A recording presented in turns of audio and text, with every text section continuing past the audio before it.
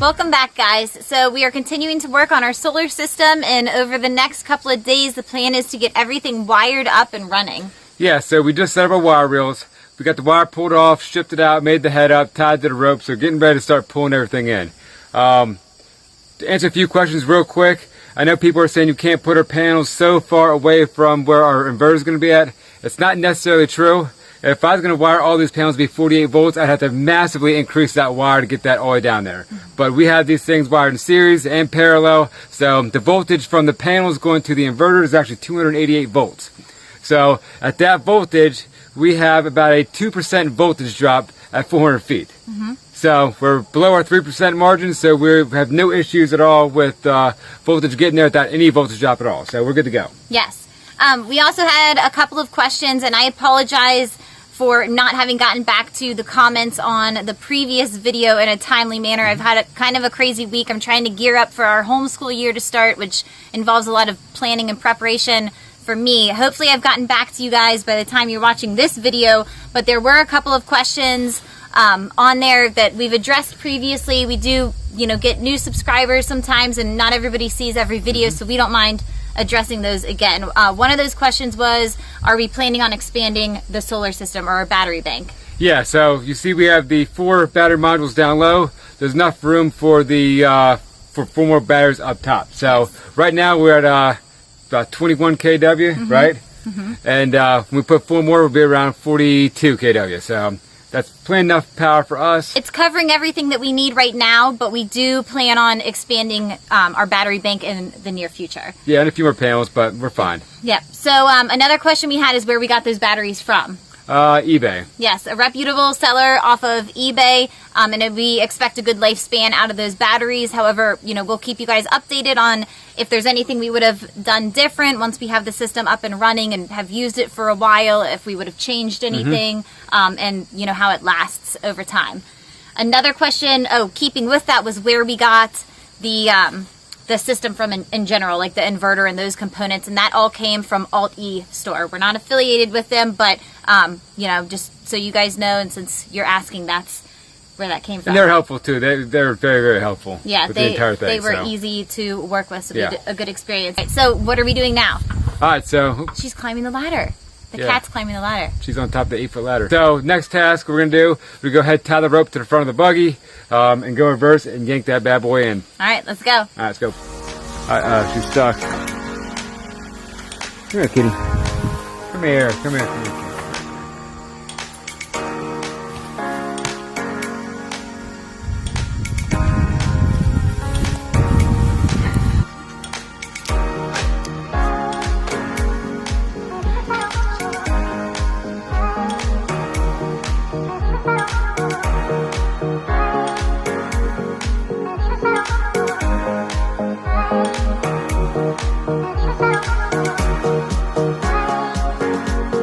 Alright, so we rigged a few things up. I pulled a 90 out of the ground, and I took a 2x6 and leaned it against it and drove a piece of rebar straight down so that 90 won't curl over with a lot of pressure. It's going to hit that 2x6 and hold it in place. So I got the rope pulled through, tied to the bumper of our buggy, and I got my main man Carter right here.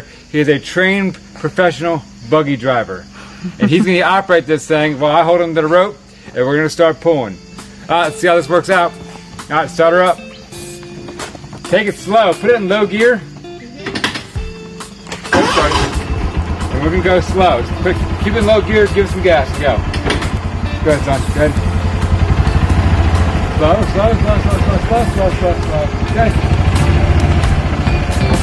Good.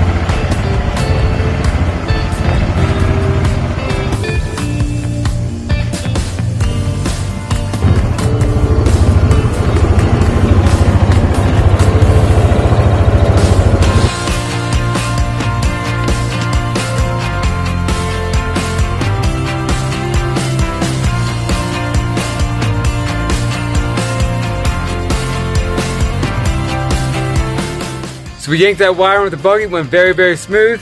We put a 2x6 kicker against that 90, so when the pressure came on there, it wouldn't actually snap that pipe from pulling with the buggy. So that's done. So the next task is, we're going to go ahead and take this 90 off, go ahead and stub this thing up to the bottom of a disconnect.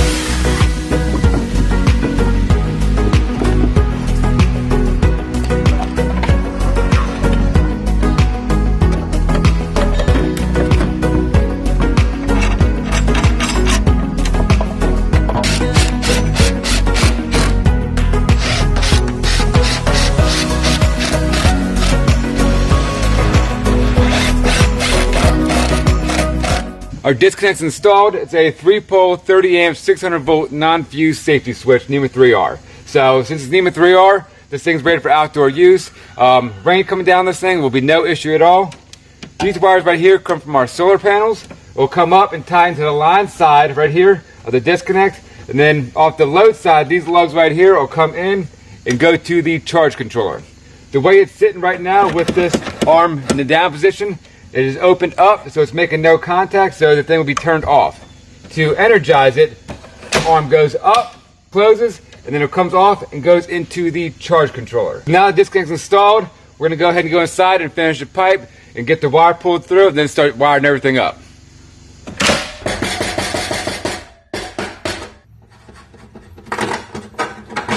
Alright, so I'm going to go ahead and install this LB.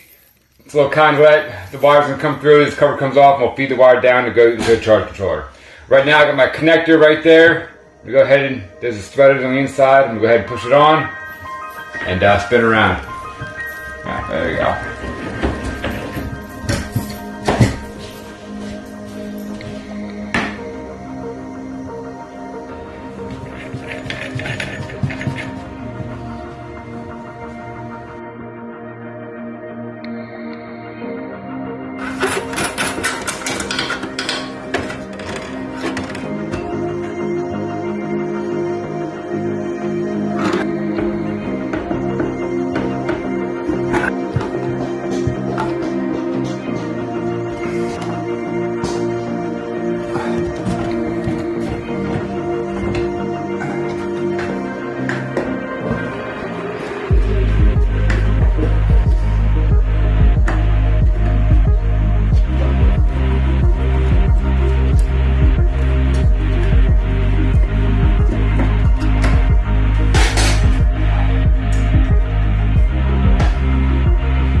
So we got our conduits up and installed. Cover will come off. We'll push the wire through the conduits. We'll come into the charge controller, and the cover will go back on.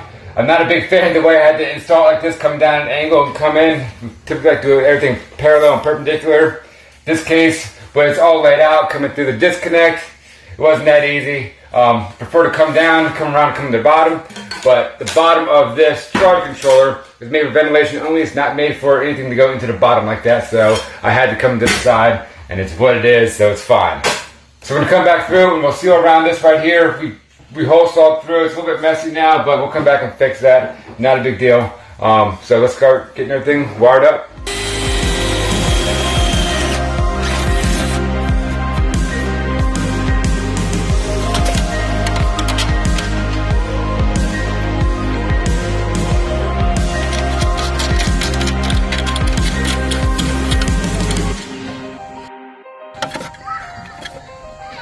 We're going to go ahead and put our bond bushing on. We're putting the bond bushing on right here because we have an eccentric knockout. If you look closely, since it's over 250 volts coming through here, and I still have this portion still left in there, I need to, by code, install a bond bushing. So this bond bushing will screw onto this top connector right here, and we're going to take our wire and wrap it around and bond to this right here, and we'll come back off and tie into this mechanical lug.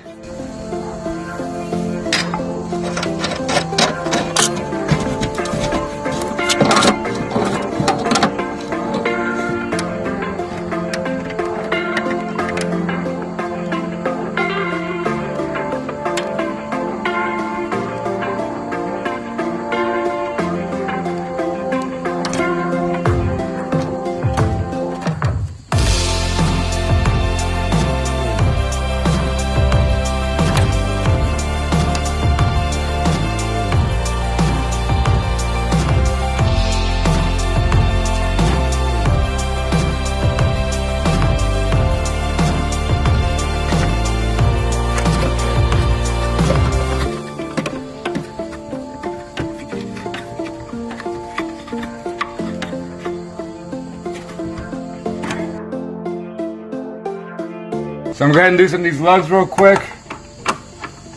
So I get my wire inside. So I'm going to start with my my negative wire.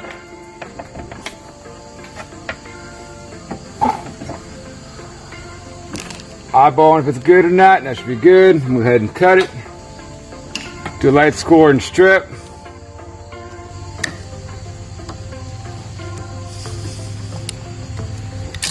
Put my no locks on.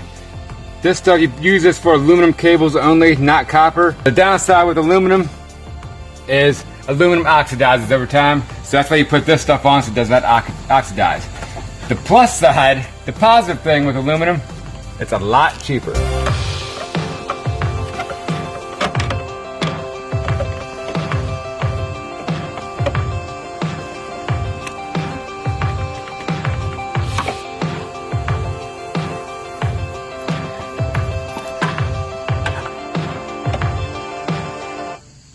This is my positive, that some marked with red tape to make sure it's good. Go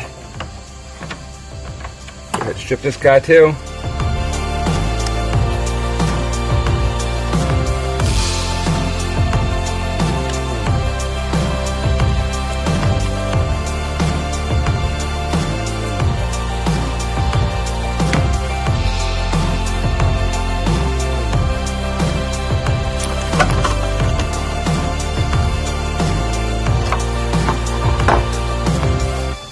We have our positive and negative tied into the line side of the disconnect. The reds are positive, negatives are black. We have our ground coming through. We have a bond bushing on this because we have an eccentric knockout. Code states it's over 250 volts. If you have eccentric knockouts, you got to bond the pipe also. We had 288 volts, so we went and do a bond bushing on there. Bonded the pipe, came through. We hit a 2-barrel mechanical lug. We grinded the paint off so it's metal on metal, not this metal on paint. So that's good to go. So the line side of this disconnect is wired up and done. So the next step for us to do is we're going to go ahead and take a positive right here, comes off, goes into the pipe. A negative comes off, goes in, and we have to hit our ground also again. And then once we wire this thing up, it's done. I'm going to push the low side of this into the charge controller. We're going to start with the negative lead. We'll push that through, get it wired in here first, get it out of the way, and we'll start the positive.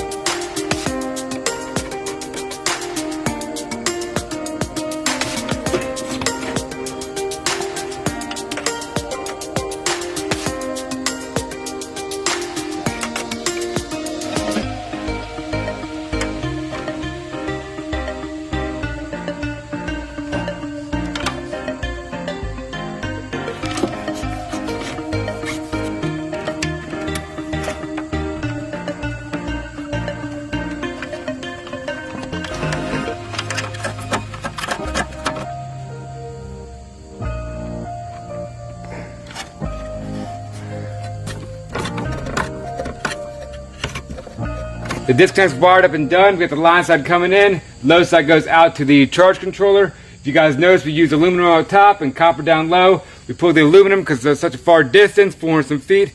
With the copper wire, it'd been more expensive. So it comes in, wires up. We just change over to copper that goes into the charge controller. It actually shrunk the wire down just a little bit, so it's just a little bit easier to work with. So this portion is done. Ready to shut her down, close her up. So now let's go inside and wire up the charge controller.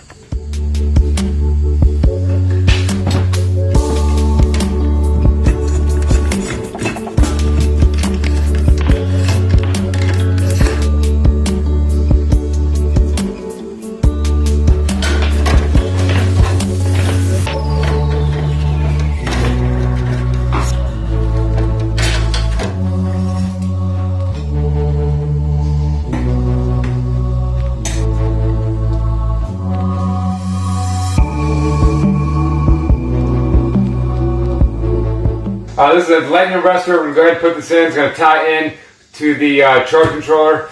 This can withstand up to 60,000 volt surge. So we're going to put this in.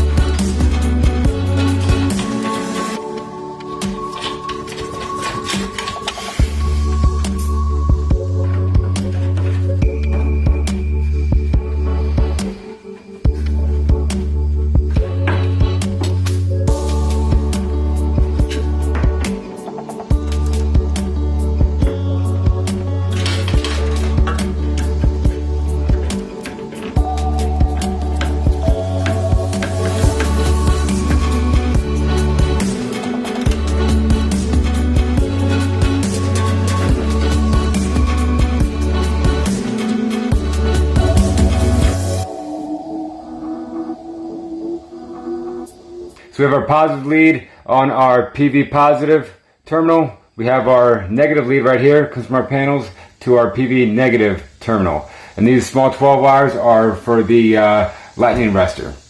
This terminal block here is for the battery. So we have positive and negative side right here. This portion will charge the batteries. Alright guys, that's it for today's video. You saw us yank the wire in with the buggy, install the disconnect, wire up the disconnect, and also start wiring the charge controller. How's that brain of yours feeling?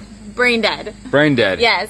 Yeah, I am, it was a challenge trying to, like, film all of everything that he was doing. Get him to slow down long enough, and I was completely in his little bubble trying to get the camera in there, and he had to work around me. So hopefully we got some good shots. It wasn't too choppy, and you guys got a somewhat in-depth look at what he was doing, and you know, you slowed down to explain a little bit what was going on. We had some requests for that, so hopefully it worked out, and hopefully we get the next video out tomorrow, which is going to be the same way, because I know this video is longer, I think, than our normal videos. We should have everything wired up by tomorrow and done for the entire video, I think. Yeah. Right? Yeah. And then we'll, I guess, see how it functions, see how it all works. Yeah, so let us know if you guys enjoyed this. Thanks for watching, and we'll see you tomorrow, I guess, right? Yep. All right. Yep. See ya. See ya. All right, There's a big bee right there. That's it. So we yanked that wire in, went in without a problem.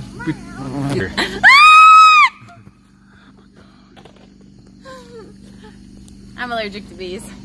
We're like an hour from the hospital, you know what I mean? But like, don't worry, Josh will knock a hive over right in front of me. No, you know?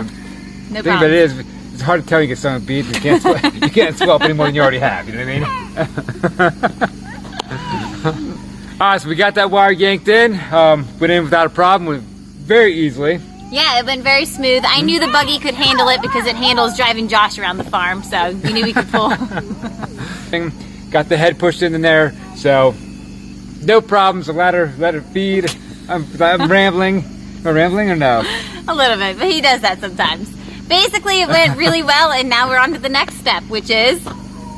See, this is why I'm in charge here, because she doesn't get into the details. She thinks you turn a light switch on, light bulb turns on, that's it.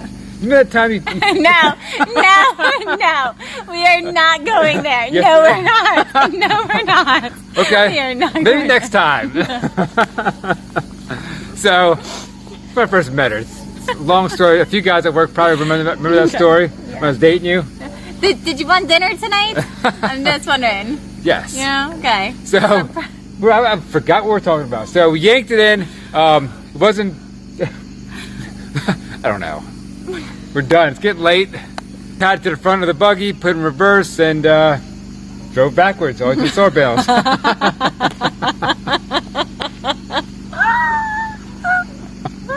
Alright, so the plan worked. I knew it would. I've never done it that way, but we got it in without a problem, right? Went with ease. It did. It did. So the next step is when I'm about to disconnect, get everything up to disconnect, wired up, get the combiner box piped in, and get that wired up. If you notice, we didn't pipe that side in yet because we had nobody feeding on that side, so we let that pipe hang down the ground, got the wire through there, and it pretty much fed itself. Kind of like you. I'm at work. You know what I mean? We've tried to do this like 10 times now. I just can't anymore. So, that's next, right? Sure. Is that good enough or no? Well, next for me is going to be dinner. I know, I can't wait. It's just not going to work out tonight. We'll try it tomorrow night. Okay. You know?